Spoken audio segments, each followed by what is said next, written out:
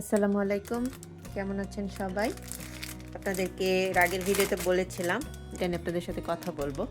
তো এটা হচ্ছে বিন স্প্রাউট, মানে বিন আমরা যেরকম গাছের চারা যখন লাগাই, বীজ যখন বপন করি, প্রথম যে গাছটা বের হয় সেটাই হচ্ছে বিন স্প্রাউট।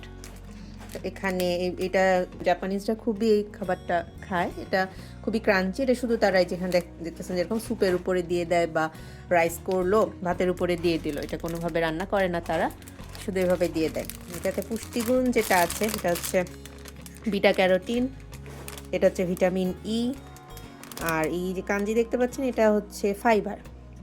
তো এটা খুবই হেলদি, এটা প্রায় প্রতিদিনই বলতে গেলে আমার বাচ্চার ডে কেয়ারে দেয়। তো যেহেতু আমি ওকে বেন্তো রেডি করে দিই, তাই আমি এটা তার বেন্টোতে দেওয়ার চেষ্টা করি।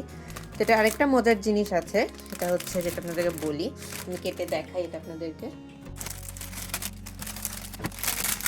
এই যে বিন স্প্রাউট, এই জিনিসটাই।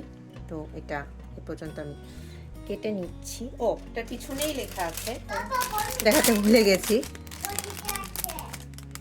এটার পিছনেই লেখা আছে যেটা আমি এই পরিমাণে কেটে পানির মধ্যে রেখে কোনো আলো আসে এমন জায়গায় ঘরে রেখে দিই, তাহলে এটা আবার নতুন করে হবে। তো আমি এর আগে নিয়ে আসছিলাম একটা, সেটা এই পর্যন্ত কেটে আমি রেখে দিয়েছিলাম। এই যে দেখেন পানির মধ্যে রেখেছি, এটা 14 দিন লেগেছে, যেহেতু এখন শীতকাল বেশি একটা আলো আসেনি, তাই 14 দিন পর এটা এভাবে আবার তৈরি গেছে। এই যে আমার কাটা অংশটা দেখা যাচ্ছে এখানে, এই যে কাটা অংশটা দেখা যাচ্ছে। আমি এটা রেখেছিলাম, যেটা আবার তৈরি হয়েছে। ভালো, একবার কিনলে মিনিমাম 2-3 বার খাওয়া যায়। আমি এটা কেটে ফেলেছি। এই হচ্ছে এটা আগেরটা যেটা আমি রেখেছিলাম, এটা আবার আমি আজকে রাখতে যাচ্ছি। ওটা আজকে বের করে ফেলবো এবং নতুনটা আবার ওখানে প্রতিস্থাপন করব। যে দেখি এখন যেহেতু একটু ঠান্ডা কমে গিয়েছে, তাই কয়দিনের মধ্যে এটা তৈরি হয়। আমি তুলে ফেললাম,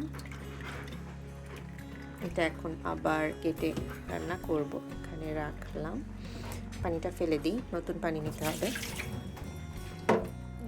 এই যে নতুন করে পানি দিলাম এবং এটা আবার এর মধ্যে দিয়ে দিচ্ছি নতুনটা। এই যে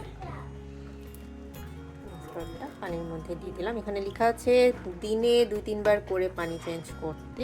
আগেরটা এখানেই রেখেছিলাম, এটাও এখানেই রাখছি। যেহেতু এখানে জানালা আছে, এখান থেকে দিনের আলোটা ভালোই পাওয়া যায়, তাই এই জায়গাটা রেখে দিলাম।